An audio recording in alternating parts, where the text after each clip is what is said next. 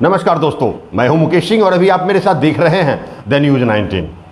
देश के प्रधानमंत्री नरेंद्र मोदी 16 अप्रैल को पूर्णिया पहुंच रहे हैं और उनके साथ बिहार के मुख्यमंत्री नीतीश कुमार के साथ साथ बिहार एनडीए के बड़े बड़े नेता भी पूर्णिया पहुंच रहे हैं।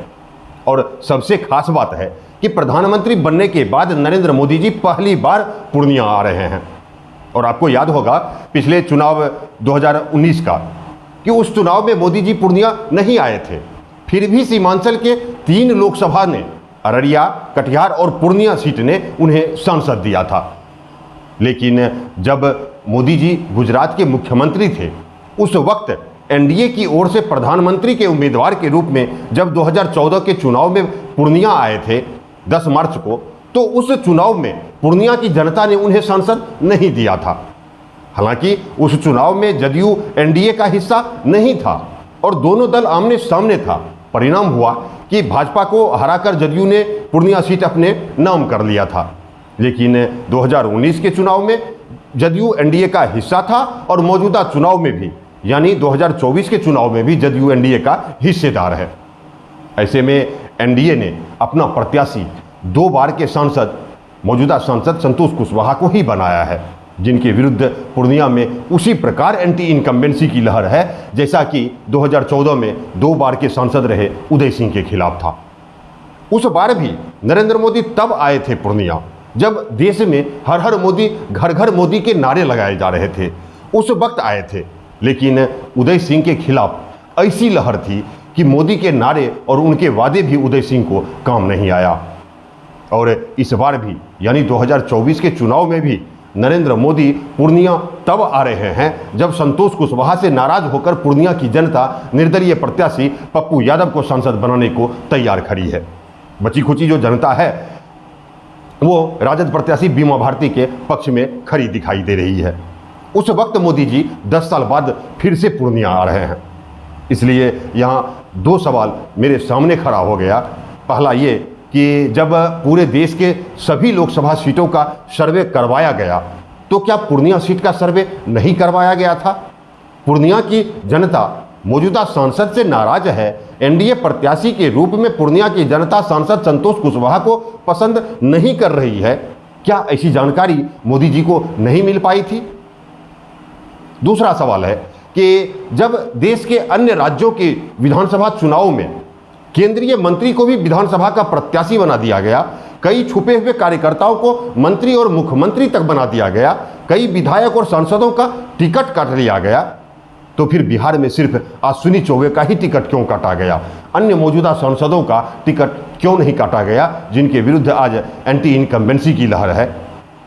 जब देश के अन्य राज्यों में 100 से ज़्यादा मौजूदा सांसदों का टिकट काटकर तब्दीलियां की गई तो फिर बिहार में तब्दीलियां क्यों नहीं की गई?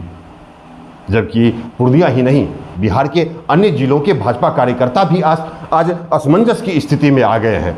यहाँ तक कि आम जनता भी आज अपने आप को लाचार और बेबस समझने पर मजबूर हो गई है कि वे अपना वोट किसे दें।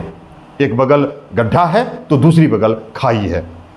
ऐसे वक्त में पूर्णिया के राजनीतिक हालात ये है कि जिस प्रकार 2014 के चुनाव में बैसी के विधायक के बारे में सब कुछ जानने के बाद भी यानी संतोष कुशवाहा कौन है, उनका क्या व्यवसाय है, उनका कौन सा कारोबार है, ये सभी कुछ जानने के बाद भी पूर्णिया की जनता ने 2 बार के भाजपा सांसद उदय सिंह को हराकर संतोष कुशवाहा को अपना लिया था। ठीक उसी प्रकार 2024 में पप्पू यादव के बीते कार्यकाल को भुलाकर उनके कार्यकर्ताओं के उतावलेपन को दरकिनार करके संतोष कुशवाहा को ठुकराकर पप्पू यादव को अपनाने के लिए तैयार खड़ी दिख रही है पूर्णिया की जनता। 16 अप्रैल को भले ही नरेंद्र मोदी 10 साल बाद पूर्णिया आ रहे हों, लेकिन जिस प्रकार संतोष कुशवाहा के प्रति जनता में नाराजगी देखी जा रही है वो कहीं ना कहीं ये सवाल भी जन्म दे रहा है कि क्या पूर्णिया की जनता 2014 का चुनाव परिणाम दोहराएगी या फिर मोदी जी के आने के बाद सांसद संतोष कुशवाहा को एक बार फिर से अपना लेगी? क्योंकि जिस प्रकार संतोष कुशवाहा और लीसी सिंह के सामने पप्पू यादव जिंदाबाद के नारे लग रहे हैं, उनके काफिले के सामने पप्पू यादव जिंदाबाद के नारे लगाए जा रहे हैं और फिर वहीं पप्पू यादव के साथ जिस प्रकार की भीड़ देखी जा रही है, वो कहीं ना कहीं इस बात की ओर इशारा जरूर करती है कि अकेले पप्पू यादव एनडीए नेताओं के सामने बड़ी चुनौती बन गया है। हालांकि आम लोगों के बीच ऐसी चर्चा भी है कि नरेंद्र मोदी और नीतीश कुमार के आने के बाद पूर्णिया के राजनीतिक हालात बिल्कुल एनडीए के पक्ष में हो जाएंगे। जो लोग आज नाराज देखे जा रहे हैं, 16 अप्रैल के बाद उनकी नाराजगी दूर हो जाएंगी और पूर्णिया की जनता न तो पप्पू यादव को सांसद बनाएगी और न ही बीमा भारती को सांसद बनाएगी। इसलिए अब मोदी जी के कार्यक्रम का इंतजार करना चाहिए कि चुनावी भाषण में मोदी जी क्या कहते हैं और जनता पर उसका कितना असर होता है। इस वीडियो में इतना ही। अगले वीडियो में फिर मुलाकात होगी। तब तक यदि आपने द न्यूज़ 19 के यूट्यूब चैनल को सब्सक्राइब नहीं किया है तो सब्सक्राइब कर लीजिए, फेसबुक पेज को लाइक कीजिए और फॉलो कीजिए, और यदि वीडियो अच्छी लगे तो अपने दोस्तों से भी शेयर जरूर कीजिए। बहुत बहुत धन्यवाद, बहुत बहुत धन्यवाद।